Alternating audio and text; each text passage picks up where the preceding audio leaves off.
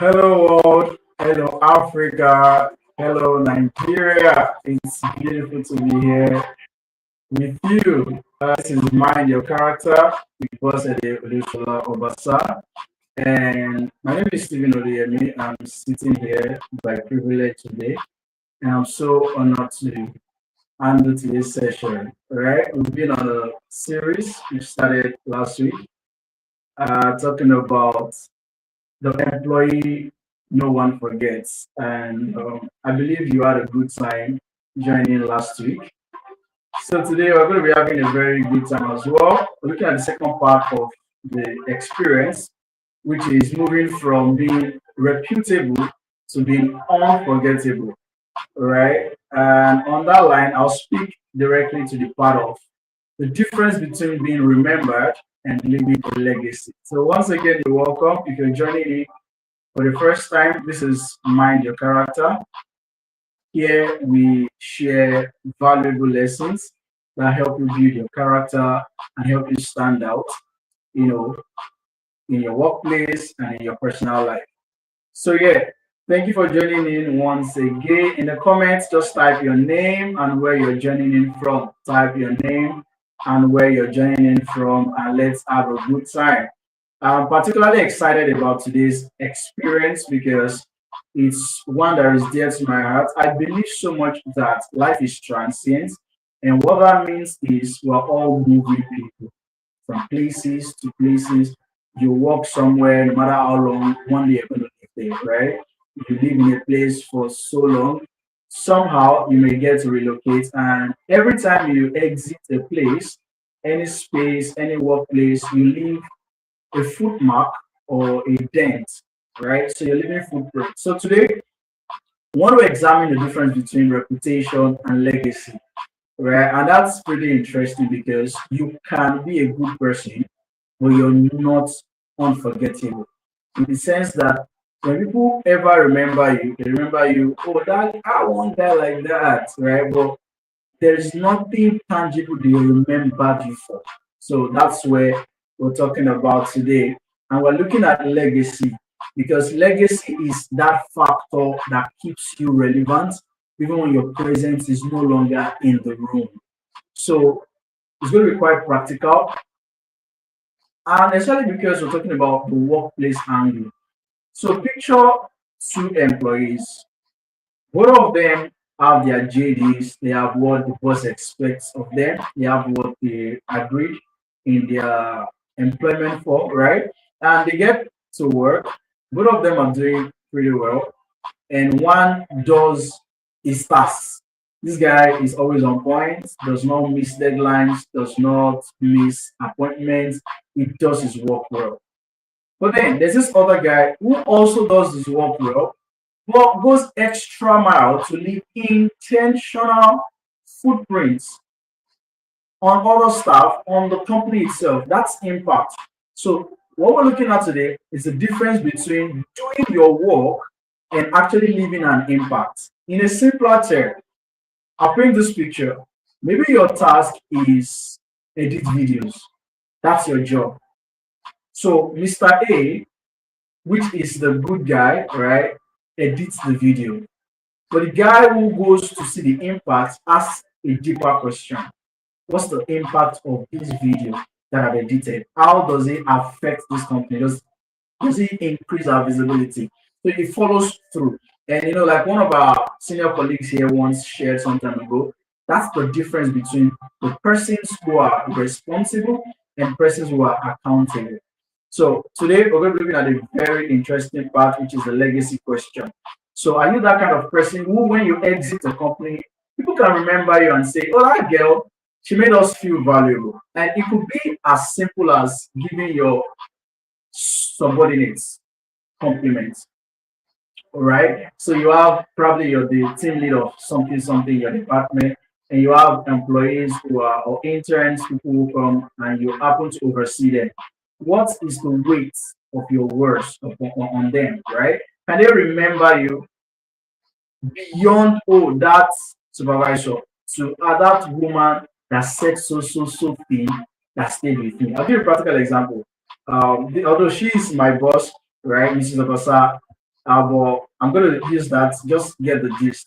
She said something to me on my birthday that somehow has been signatured on my brain.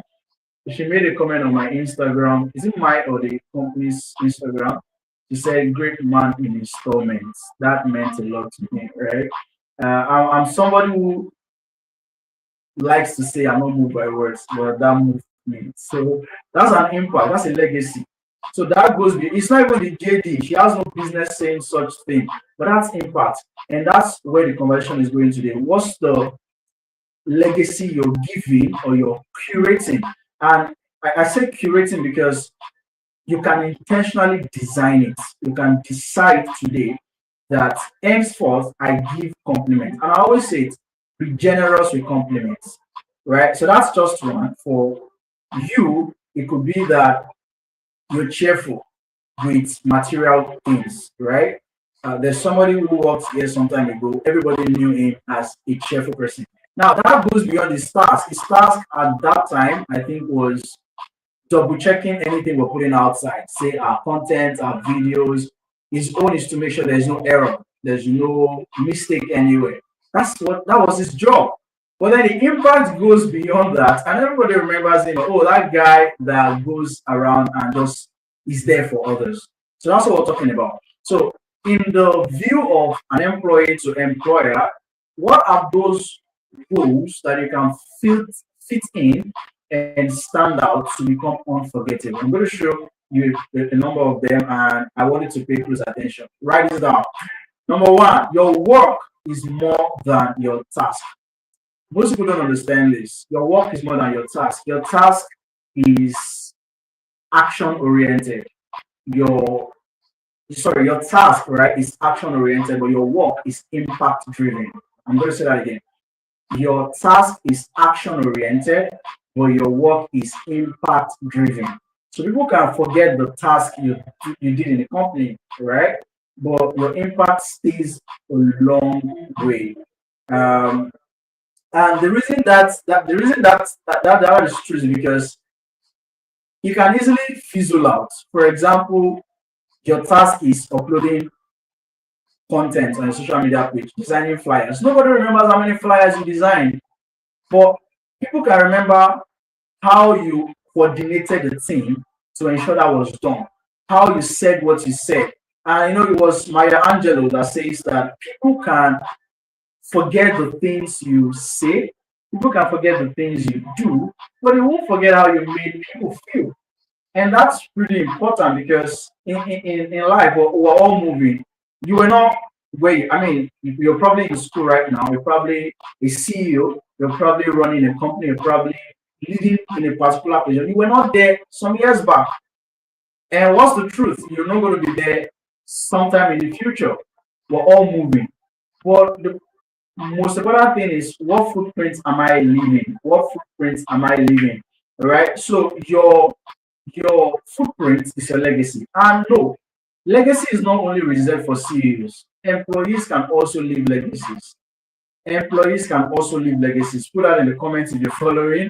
Employees can also leave legacies. There are people who wants to leave a company and the boss is like, let's negotiate. Can we increase your salary, right? In such situations, if there is occasion for that, right? So, and even when they have to eventually let them go, they stay close because this person is valuable.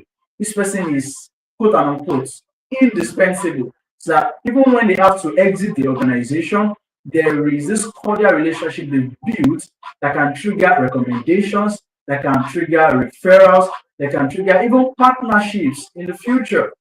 So, like my boss, Miss Bosede Olusola-Obasa, will always say, and I wrote this down somewhere in my notes, whenever you're exiting a door, always exit in a way that you can use such doors again, right? You want to exit in a way that you can use the door again. And that's something that most people don't pay attention to, right? So when you're exiting a place, you need to exit in a way that you can use that door again. So, all right. Okay, let's move on. Now I'm going to show you 5 legacy habits if you're really intentional about leaving a legacy where you presently work. One of the things you need to know is that there are 5 core habits you must build. And these 5 habits are built around some mindset. So, are you ready? If you're ready, type ready, and we're going to fly. Type ready, type ready, type ready, and I'm going to fly. All right. Number 1, be the standard.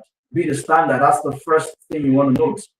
Be the standard. Don't ask what's the minimum that is required. Ask yourself, what does excellence look like?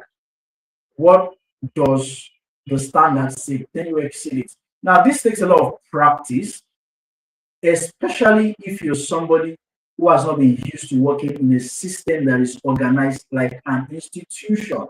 So you have to learn to raise the standard. And it was Eric Hoover that said something some time ago, and it stuck to my brains. The man said, if you live, if you work or you stay in an environment that does not challenge you to grow, that does not place demand on excellence, you get out of that system. That's why I always say that when you're looking for a job or you want to be employed somewhere, 2 things. It's either the money or the culture. One of the 2. If none of this is absent or not fully functional, you get out.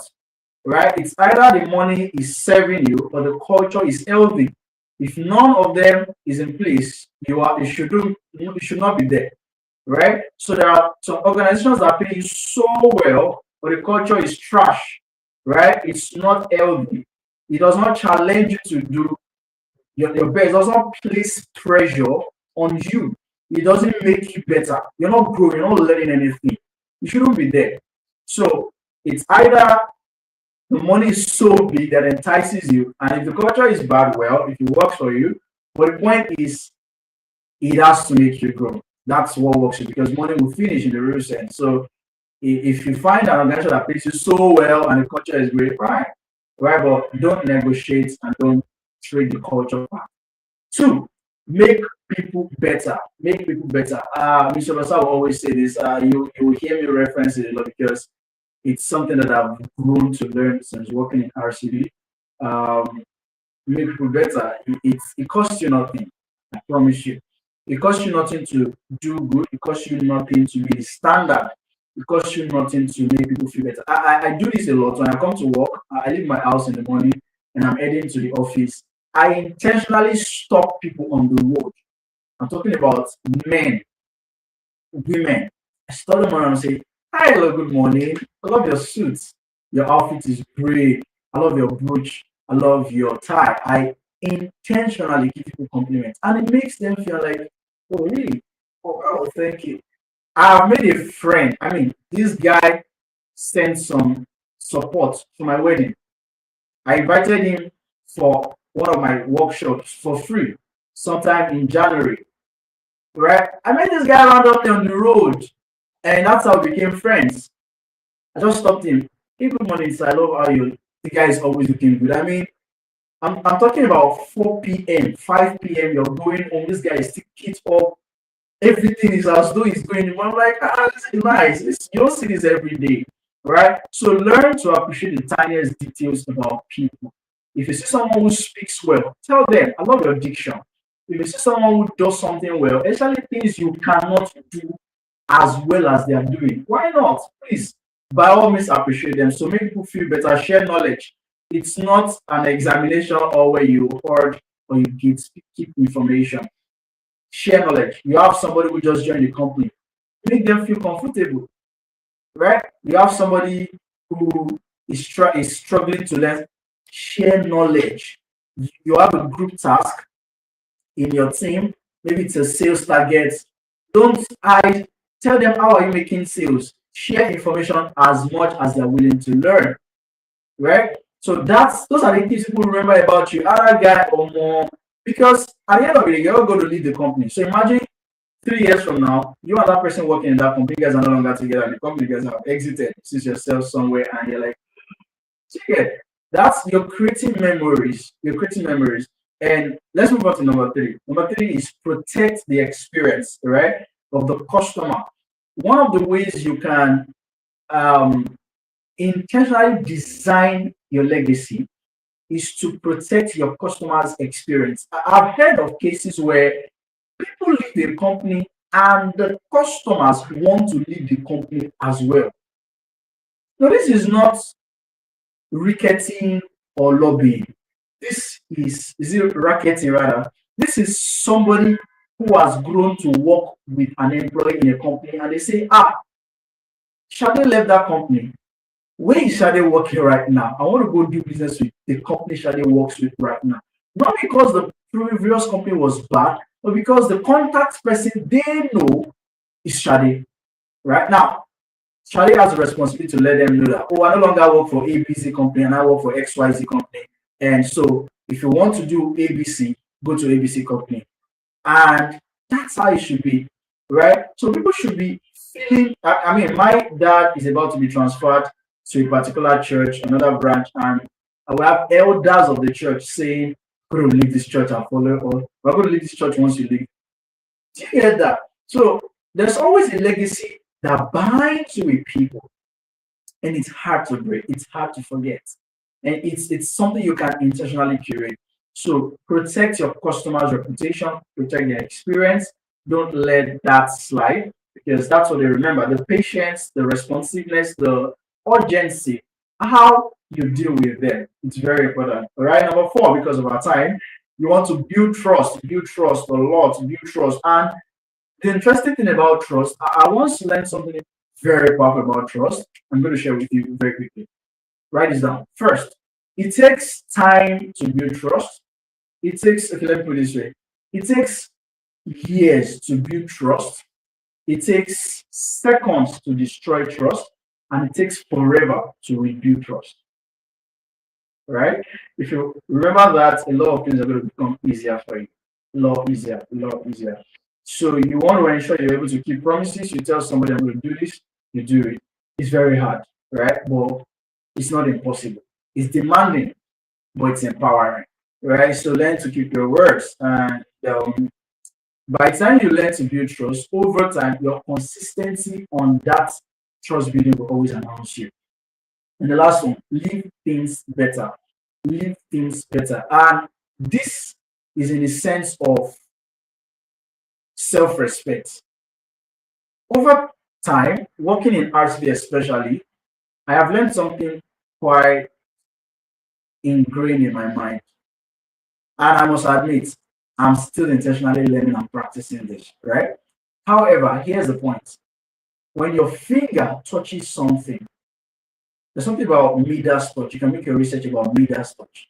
It's a story that says that anything I touches turns to gold. If you've ever heard that, it's from the story of Midas. He's a king who, when he touches something, he just turns to gold, something like that. Right? Then he touches his daughter, the daughter turns to gold. Very funny story. But the point is, when your finger touches something, it's going to get better.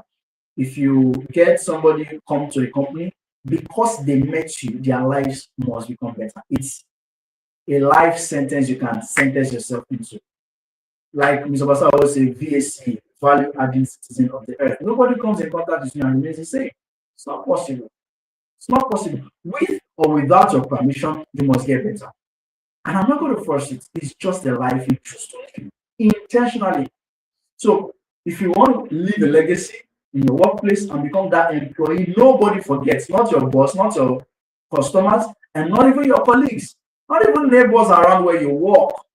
People can smell your diligence. They can smell your excellence, right? You know, went somewhere some time ago for a book exhibition, and somebody saw the way I carried some of the things and was actively pushing and saying, "Oh, we must make sales." And I'm like, this your employee did it. I'm like, yeah, man. You can intentionally design it, right? And as we begin to wrap up, what this does for you is very magical. First, it makes you that employee nobody wants to lose, nobody wants to let you go. And like I said, people begin to bargain to increase your capacity, your salary when you want to exit the company.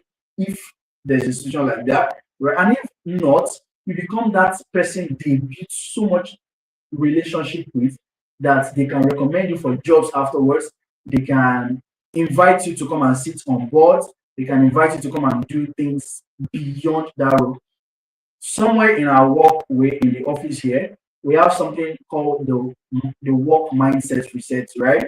And one of the lines is your available job is your ticket to your desirable job. The job you want, the position you want, the opportunity you want is facilitated by how well you manage and maximize what you presently have. Right. So as we begin to wrap up, I want us to quickly take what I call the character test. So um think about this. How do you behave when you don't get promoted, when you think you deserve it? How do you react? When people get praised in the company and they don't praise you yet? When everybody seems celebrated, but it looks as though you are the only one who is left out. When your boss corrects you, how do you react? When your team member gives you feedback, how do you handle it? These are real life litmus tests to measure, they serve as metrics to know how much you're doing in terms of your legacy. When you're tired, how do you do it? Oh, let's do this. I'm tired, though. I'm not doing anything. Right? Are you that employee that can go the extra mile? Your boss tells you, don't worry, don't come today. You're like, I will come. I will just need one person. We have one. No, let me come and join. Let me just come. You just want to do extra, not because you want eye service, right? Not because you want to, say, oh, na me, I'm the one that is there. No, but because you have the brand at heart, right? You have the best interest of your boss at heart. You have the best interest of yourself at heart. One of the things I've learned about in RCV is doing your work is the least form of respect. Is the best form of respect, rather. If you want to say you value yourself, do your work, just do your work. Don't let anybody remind you know your work, just do it. That's the highest, the standard, right? Level of self-respect. And it's going to help you a lot. As we begin to wrap up, one of the things you need to start focusing on is the areas. How reliable are you? What's your mindset about ownership? If your boss is not around, can you stand the ground and do your job? When people give you a task or there's a task, are you focused on just doing it and submitting? Or you're like, okay, how better can I do this? You adjust, you edit, you spot errors, and you don't say, let's just, right? So because I think people remember you for, right? And as your service cannot be. In the script, I'm a Christian, right? And we believe in the God factor here at RCV. And one of the guiding principles from the scripture is that some people's work will actually burn because of how they do it. So your service to your boss, your service to the organization can be tested over time. And if you're just acting or pretending, it's going to show. It's going to show. It's going to show. So you want to check: is my work reliable? Is my work tangible? And am I dependable? So let me give you this as we begin to wrap up about 3 minutes more. And as you go into this new week, today's Friday, you can start doing this right from today. And on Monday, you can start executing it. I'm going to give you a 7-point challenge to start intentionally curating your legacy. Number 1, find out what one process can I improve today. Ask yourself. Number 2, help one colleague in your workplace. Help them. You see, they struggle in one thing, but you better, maybe you're creating slides, you better creating slides, they're not good. Help them, offer advice. If there's a way you do something faster, share the resource with them, share the link with them. Think about them. Oh, I was thinking about you, I saw this about you. Even outside of office, right? I still do this to our staff members who are no longer here. I think, oh, guy, what's up? I'll be thinking about this. I saw this, I thought about you. I remember. Yeah, that's how it works. Number 3, delight one customer, make your customers happy, right? Number 4, take ownership of one task nobody's talking about.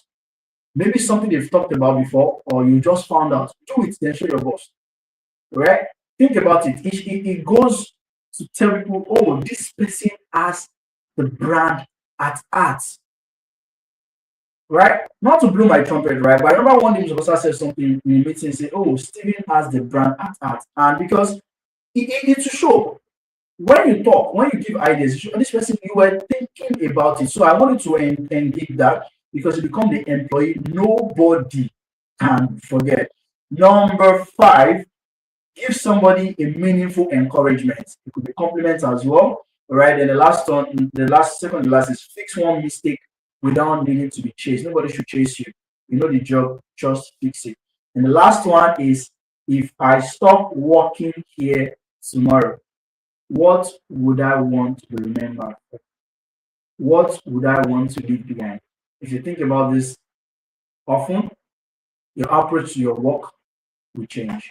And the real results you get will definitely be changed. And of course, how you be remembered by your boss, by the customers, by the friends of the brand, and your colleagues will be determined by all of this. We hope that this has been of immense value to you. Thank you for joining in. It's our time, and this is MYC brought to you by RCV. And we're so excited that this has been of value to you. If you got something really tangible you want to put in the comments and type what you learned, just what stood out for you. What did you learn? What did you learn? What did you learn? What did you learn? And we'll wrap it up here. I'm going to give you one quote as a wrap up. You want to hold on to this and live with this. The workplace you experience, right, is partly the workplace everyone else is creating. The workplace you experience is the workplace everybody is creating intentionally or unintentionally, consciously or unconsciously. So play your part, and I'll see you somewhere beautiful in the future. Keep winning, keep thriving. See you next day.